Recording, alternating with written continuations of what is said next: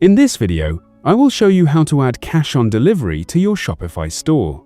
If you want to give customers the option to pay when their order arrives, Shopify lets you enable this in just a few clicks.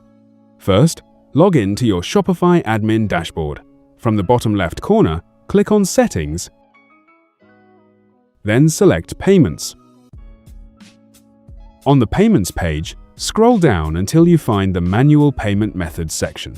Click Add Manual Payment Method and choose Cash on Delivery (COD) from the available options. Next, enter the payment details that customers will see before placing their order.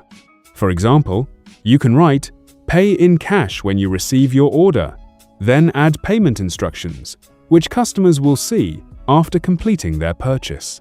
For example, please have the full payment amount ready upon delivery.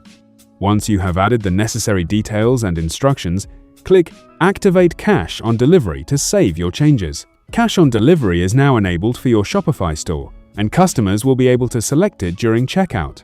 That's all you need to do to add Cash on Delivery in Shopify. If you found this video helpful, subscribe to our channel.